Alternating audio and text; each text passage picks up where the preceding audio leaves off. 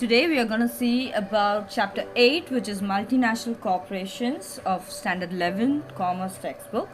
And this lesson is all about multinational corporations, what kind of organizations they are and how they operate. And this is one of the most easiest and the small lesson in that particular syllabus. So first let's jump into the meaning and definition of a multinational corporation. So if you take a multinational company, it is going to be a company which is going to be started in one particular country, but its operation or its work is going to be spread out throughout the world, that is globally. It is going to be established, or its headquarters is going to be established in one particular country, but its business is going to be carried out in other countries also. So the country in which the headquarters is located is called as the home country, and where the business operations are taking place outside the country, the other countries are called as host countries. So next we have is the definition of the multinational company. So it's given by Neil H. Jacoby, who has mentioned that a multinational company owns and manages business in two or more countries. So if a company is established in more than one country and does business in more than one country, it is called as a multinational corporation. And then beneath it we have another definition, which is MNC is defined to be an enterprise operating in several countries but managed from one country. So it is operated in many countries, but the main decision and the management control lies with only one organization which is established in the home country where the headquarters is. Okay, so we are going to see about the advantages and disadvantages of establishing a multinational company. So first let's look into the first advantage, which is going to be low cost labor. So these MNCs, what they do is they mainly set up their operating facilities or places or business units or organizations which has to produce the production units in most of the countries where the cost of goods and services are at a very low level. That is where they get cheap labor, where they get cheap raw materials. So in these places they establish their production units so that they will be able to produce more amount of goods in good quality, but the cost of production will be very less. Therefore, it is a very big advantage for this multinational companies to have a control unit in the home country, whereas they can establish the production units or the operation units in other countries where the availability of cheap cost labor and cheap raw materials are available. Next, if you see, we have is quality products. So the products which are given by these MNCs are mostly of good quality. Why? In the sense, first thing, they get their raw materials at cheap cost and their labor of production at cheap cost. Therefore, the cost of production is less and they will be able to produce products, more amount of products at a good quality. Likewise, since their research and development units are set up in the host country, that is in the other country, they are able to develop new products according to the global market. Therefore, their products are up to quality and up to date of technology, and according to the experience and the resource that is available in the host country, they are able to produce quality products. Thirdly, if you see, is the proper use of idle resources. So what they do here is, due to the technological advancement which they have in hand, they are able to utilize all the resources which are available in the host country, in the other countries where they have their production units set up. So all the resources which are untouched, which are not yet used by the other countries, are taken by these multinational companies and processed and converted into a finished complete product, which can be sold in the host countries again in the global market, which will in turn get profits for the people. And when they get which in turn will get a profit for them, and when they get a profit, the national income of the host country also develops. Therefore, they not only use the idle resources, they also develop, they also give the income to the host country also. Fourthly, we have improvement in balance of payment position. So these MNCs will help out the host countries to do or to increase the exporting level. So export is selling goods which are produced in their own country, selling surplus goods to other countries. So that's called as export. So when an MNC is being established there, usually what they do is they produce more amount of goods which is enough for them to sell it in the market, in their host market and the global market, in their host market, and which they can sell it to the, that is exported to other countries in the global market also, and they can earn a nice income for their host country also. So this in turn improves their exports in the host country, giving them a lot of income for the host country by way of exporting the surplus goods. Next we have is the technological development. So here MNCs always have an advantage of technical or technological development because their production units or their operational units are established in different countries. So if you see more than 10 host countries, for example, if we take, they try to grasp the technological development in all the 10 different host countries where they have been established and transfer the technological development within their production units or their operational units which they have.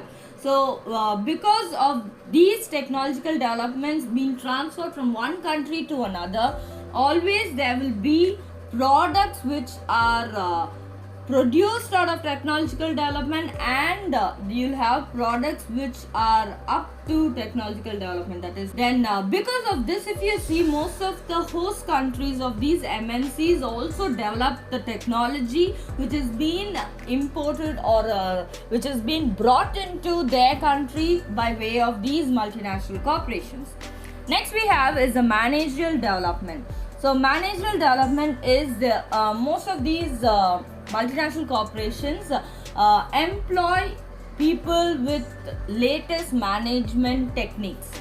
So people who get employed by these MNCs do a lot of research work in the management which will help them to improve their management skills and practice the management theories in this multinational corporation. So which in turn most of the host countries also develop due to the lead which is given by these managers by practicing their managerial skills. So next point, if you see, is the end of local monopolies. So monopoly is nothing but one particular person or an individual or a particular company which has a upper hand over the market. So as an event of establishing MNCs, it puts an end to these local monopolies or kingdom rules which are there in the market. So these local monopolies have to start working up in order to match up with the MNCs, because their way of production and their way of technological development, everything is advanced. So in most of the host countries which are still developing or underdeveloped, these MNCs put an end to this local monopolies by giving products which are efficient and of good quality. So if you see in India, many of the Indian companies has to get that ISO 9000 quality certificates, because this particular quality certificate which they have to get came into existence because of the competition which is being given by these multinational corporations established in India. So that was one such example which put an end to some of the local monopolies in India. Next we have is improvement in the standard of living. So of course they are going to give quality products and services to the host countries, likewise to the global market also. Thus people have a wide choice of products to be consumed, and they will be able to consume quality products, use quality products, which will in turn improve their standard of living in the host country and in the global market. So next is promotion of international brotherhood and culture. So when MNCs are established, they are not going to be established only in one country. They are going to have their headquarters in one country, centralized in one country, and they're going to operate all throughout the world by way of host, right? They're going to establish their units in other countries called as host countries. Through this, there is an improvement in international dealing. They promote a mutual relationship between different countries, which in turn gives way to lot of cultural development, and which will improve the world peace, that is having a very smooth business relationship between different countries. So that's why they say that MNCs promote international brotherhood and culture. So they not only exchange the technology, but likewise they exchange the brotherhood and the culture of different host countries and try to implement them into their particular implement them into that particular country where they have their production unit. So next we are going to go into the disadvantages of the multinational company. The first one is danger for domestic industries. So the establishment of multinational companies has posed a danger to the domestic industries which are already operating in the particular area or that particular host country, because domestic industries are mostly of cottage industries or small scale industries which are operating in that host country. When the MNCs set their foot in that particular host country, they have access to technology and the resources available there, which will in turn try to suppress these domestic industries. So that becomes a disadvantage to the domestic industries in the host country, because most of the domestic industries are done by small scale traders. So next, if you see, is the transfer of outdated technology. So in certain places, when the technology has been outdated and when the host nation transfers it, it has no purpose at all, because the technology is not in use. So in a very rare case, when an outdated technology is being transferred between the host countries, then it is a very big drawback for the multinational corporation. Next is no benefit to the poor people. So if you see the multinational corporation, they usually are supportive to the rich. Therefore, the poor people in the host countries suffer because they do not get the benefit which the multinational corporation tries to give them, because multinational corporations usually they support the rich people. So that becomes a disadvantage. Next is danger of independence. That is, first, if you see, the MNCs were trying to help the government of the host countries in various ways, as of how giving education to them, to the people, and giving them employment opportunities. But slowly they started interfering in the political affairs of the host country, that is poking their nose into the political business of the country. Therefore, it becomes a threat or a danger for the host country, which is running an independent democratic or an independent which is run on democracy or independence. So in the long run, there is a disadvantage, because these MNCs may try to interfere in the political affairs of the country and try to take over the country's independence. Next is deprivation of job opportunities of the local people. That is, most of the local people in the home country, that is that particular country, they do not get that particular job opportunity from the multinational corporation, because the requirement of these multinational corporations are a little bit higher. So uneducated or not qualified for that particular job, those kind of people do not get that much of job opportunity.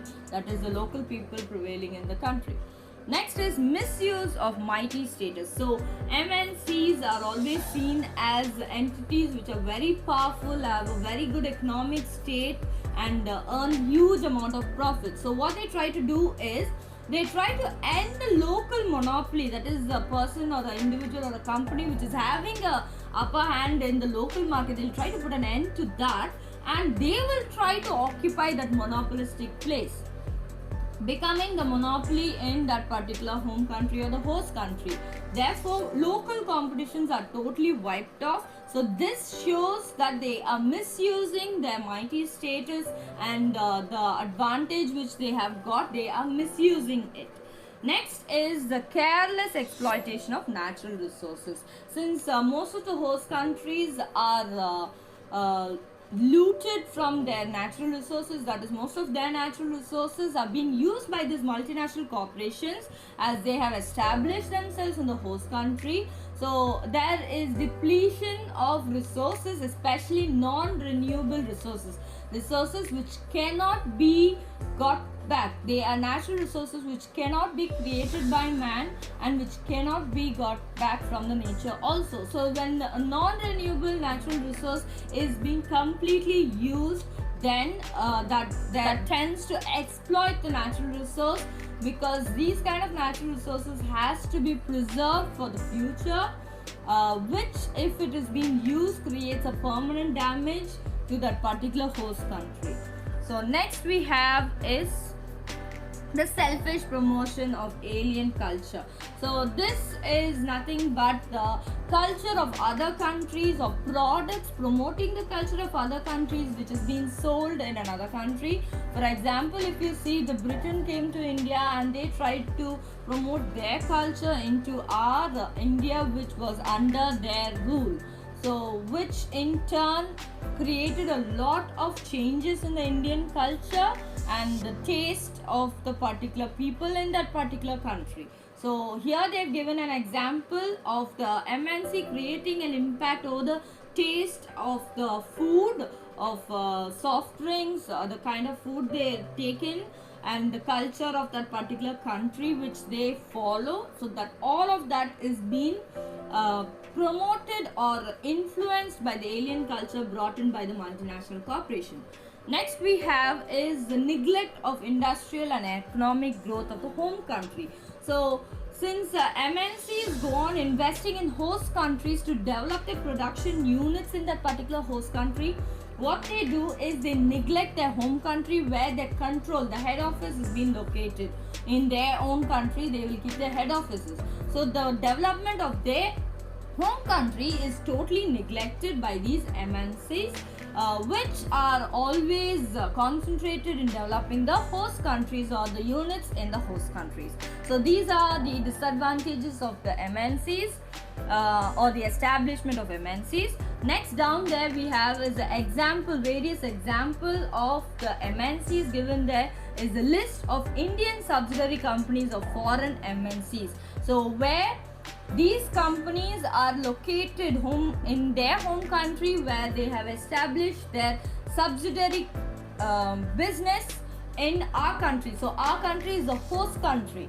So if you see, you have Bata, you have Colgate, Sony, Suzuki, Timex.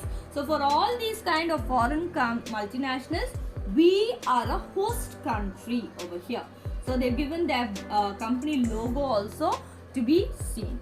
So next we have is a list of multinational companies and their logo.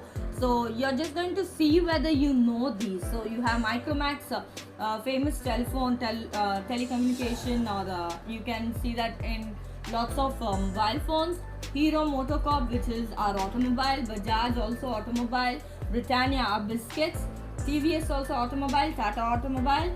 Infosys is communicative systems. So most of these companies are also multinational companies which you would have come to know about. So with this lesson is over. Thank you so much for listening patiently for the explanation.